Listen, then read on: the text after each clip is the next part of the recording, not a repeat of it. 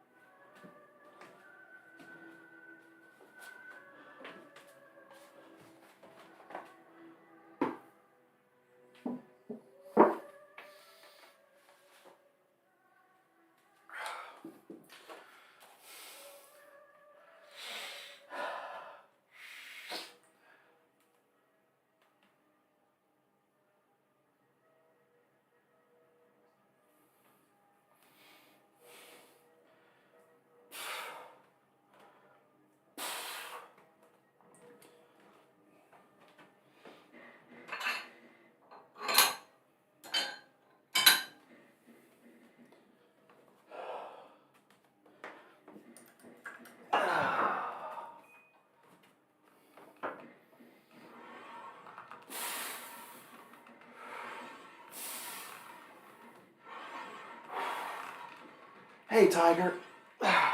How's your weekend going?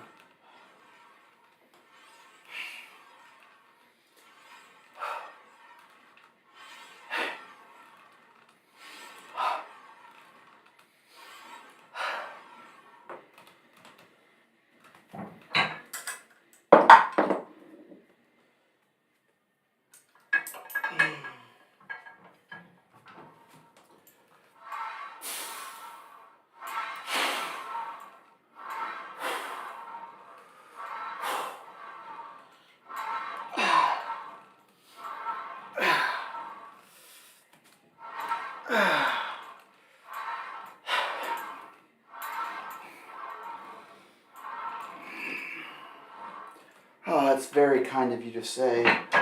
Really appreciate you stopping by and keeping me company.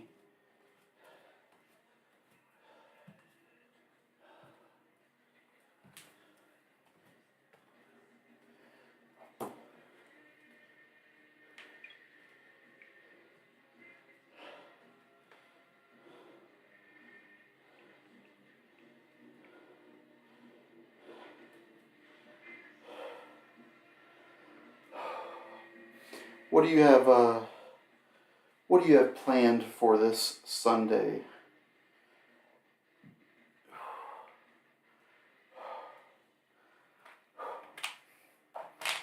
Oh, gosh.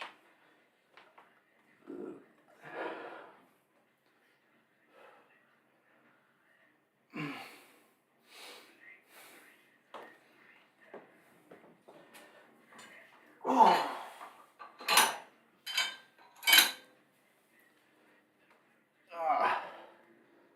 my right hip is just hurting. I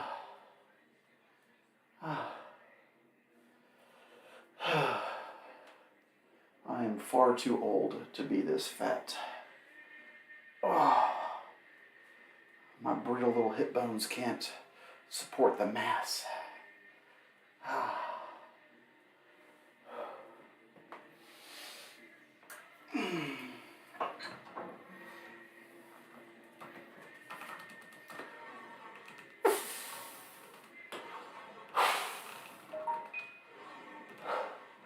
I'm all ears, Tiger.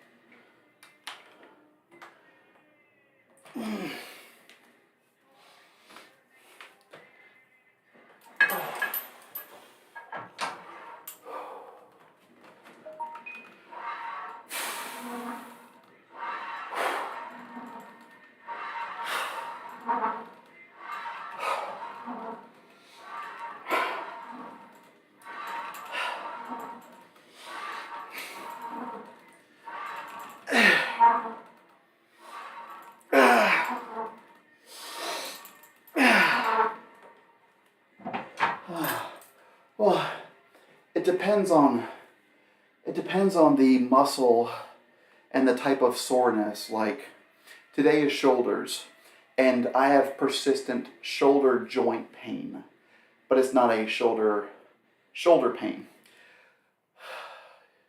Usually, but if my chest hurts because I have a really heavy chest day on Monday, and I'm scheduled to have another chest day on Thursday, and my chest is still sore, then no, I won't do it.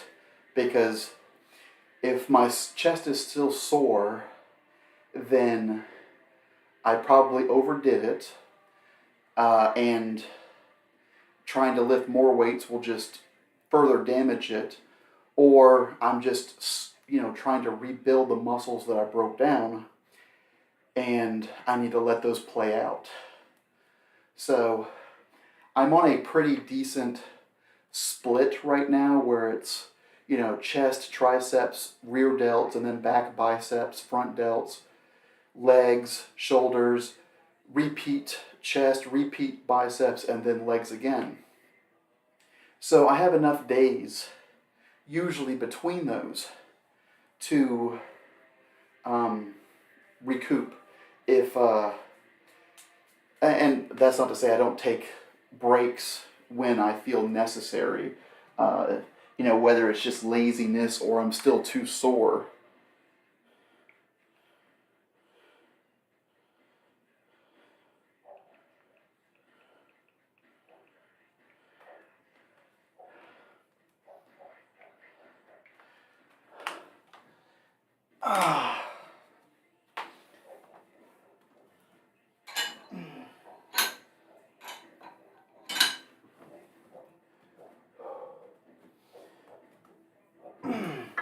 Because I hit my quads the other week, and I was so sore that I couldn't walk around, and that should not have prevented me from doing my other exercises, but it did. And I think it was about 2 weeks ago or so, I was scheduled to do one of my workouts, right? Like it was back in biceps day, which means my chest and triceps day was going to be the next day. However, on my back and biceps day, I could still feel my chest. Say, okay, well, what we'll do is we will just do back today. And then tomorrow we'll do biceps. And then the day after that, we'll do chest. Give that little breathing room. That way I still do something in between, but I'm giving myself time to recoup. Because if you go into a workout with a sore chest and it's chest day, then you're not going to be able to give it all you can because your chest is already hurting. So you're not breaking down existing muscle. You're just further damaging the muscle that you've already damaged or that you've already broken down. So, and you run a higher risk of injuring yourself. Like if your chest is already hurting and you're trying to do butterflies and your chest isn't there, then you can lose the weight and tear something, or it'll be like if you're doing presses, instead of doing it the way you're supposed to, your triceps might get more involved, or you might roll your shoulder and push it more with your shoulder, instead of it just being like a straight press. Yeah, so you want to try and stay active with whatever you're doing so you don't lose too many days. And the human body has so many muscles in it that you can have just a biceps day, triceps day, chest day, back day, leg day, calf day, core day, neck day. You can split all that stuff up and train once a week, or you can have a more heavy split or whatever you're going to do. But if you happen to miss a day, it's not like it's the end of the world. There are 3 things that are very important for building muscle, and that is weight training, diet, and I don't mean diet as in going on a diet. People hear diet and they think, okay, rice cakes and celery. I mean just the diet as in the things you eat. And then rest, as long as you're getting enough rest, and if your muscles need that extra day to recuperate, then there's no reason to deny them that, because rebuilding of the muscle happens during those rest days. You getting your calories and your protein content and your complex carbohydrates in there, but letting your muscles, you break the muscle when you lift weights and you cause hypertrophy, and then when you rest and you eat, those muscles rebuild themselves stronger. So if they're not completely locked in and built up, then you're just working out damaged muscle. And quite frankly, unless you're a pro bodybuilder, then you shouldn't have those situations where you're overexerting yourself. You can find a program with 9 to 12 sets per exercise per week and still achieve hypertrophy with progressive overload. But then you look at somebody like Tom Platz. Tom Platz was a bodybuilder in the 80s, and he had these massive quadriceps, right? Just legs so wide that it was wider than his shoulders. His legs were so wide, right? And he would talk about how he would only work his legs once every 2 weeks because it was that level of a workout. It was so intense that he broke down like every muscle in his body, and he had to give it all the time that he could to rebuild them stronger. So there's no right or wrong answer for anybody. Well, there are wrong answers. Like don't just do biceps every day, all day, and expect results. There have been many studies that just say, okay, 9 to 12, maybe 13 sets per week for your muscle group is going to, anything more than that is going to do more damage than good. But it's hard to take anybody at their word, because everything said about weightlifting on the internet is contradicted by 10 other people who say the exact opposite. One guy is going to tell you not to drink protein shakes. The other guy is going to say it's fine to drink protein shake. One guy is going to say you need 5 grams of protein per every pound of body mass that you have. Another one's going to say, oh, you don't need more than 0.8 to 1.2 grams of protein per body weight.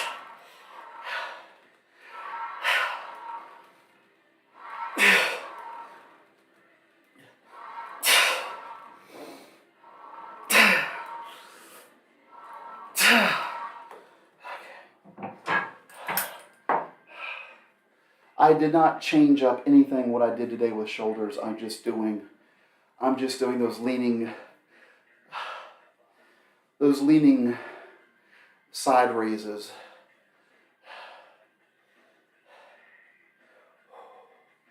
And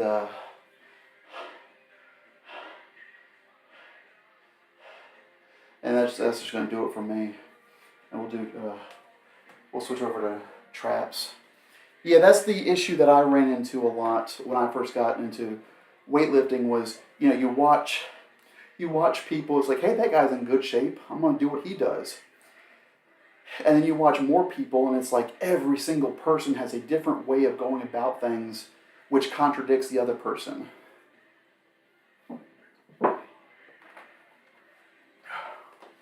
So it's very confusing.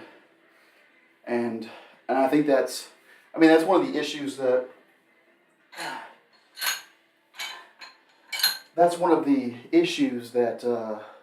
the weightlifting community, the fitness community has going against it, is that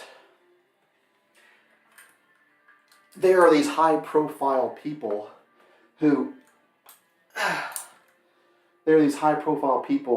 look and, they're shredded, and they'll try to sell you a product or whatever so you can look like them, and it's garbage.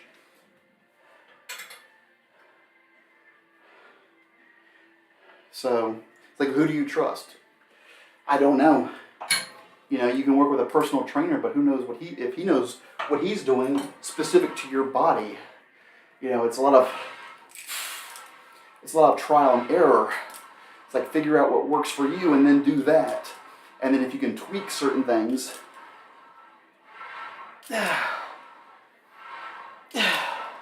figure out what works for your body.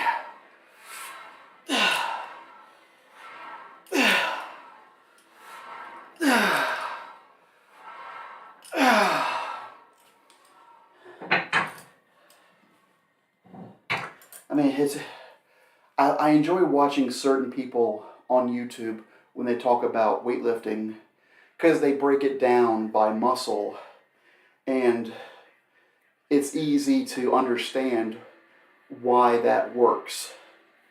And the ones with the good personalities you can gravitate towards more. But I also like watching the guys who are, fucking huge and jacked up, and they're in their fucking garage just talking to the camera, the guys with they have the shaved head and the big bushy beards, and they're like, hey, if you want to do this, then do this. It's no nonsense, just like, there it is.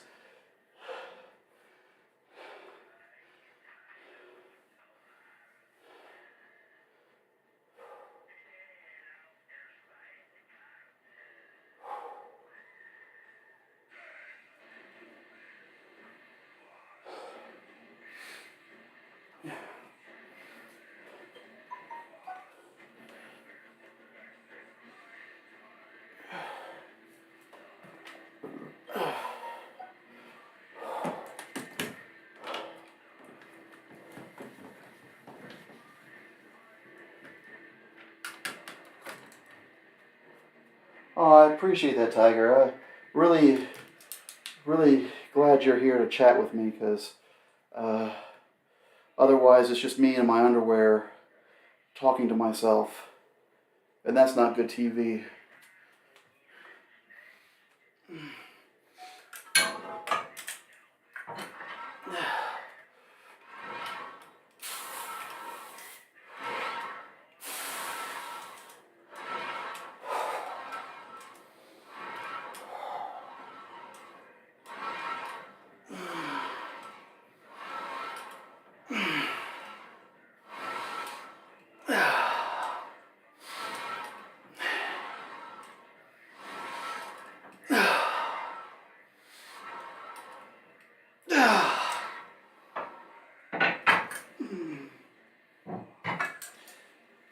It's like that move I was just doing.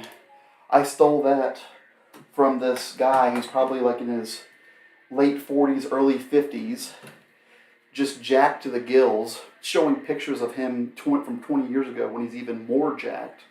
He's in his, his garage with just, with just a weight bench and some plates.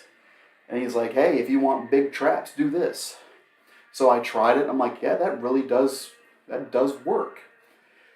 So I'm going to start doing that. And I use the machine because it's that constant stretch. Because I've always wanted big traps. So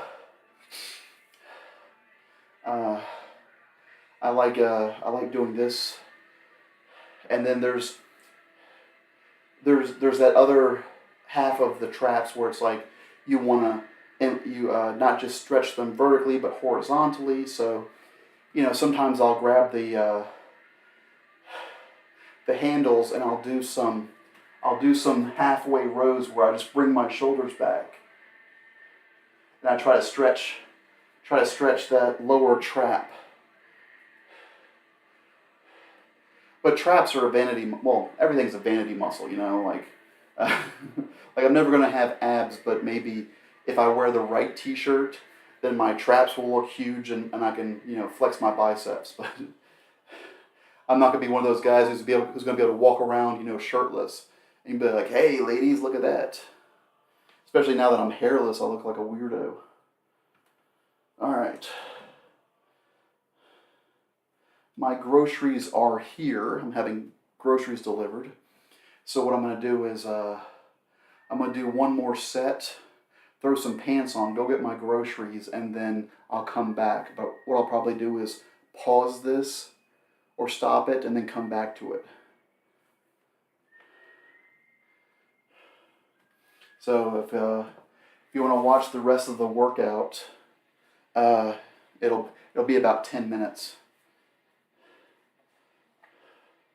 I like to say that too, Tiger. I mean, it wouldn't be the worst idea for me to actually work my core so I could have abs underneath all this flab, but I'm not a smart man. Like today is supposed to be, it's shoulder day, trap day, forearm day, and core day. And slowly I've whittled that down to just shoulders, traps, and forearms. And now I'm lucky if I do forearms once a month because by the end of shoulder day and trap day, I'm exhausted. All right, I'm gonna do one more set real fast, and I'm gonna have to set this on hold for a bit, okay? Here.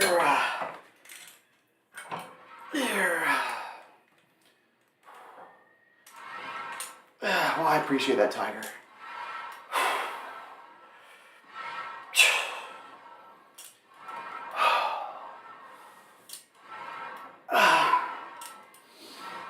Because I definitely feel it in my traps.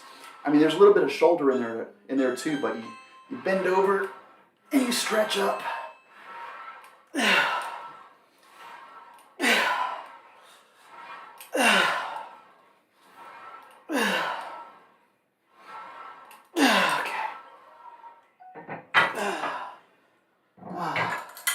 I'm gonna go pause this and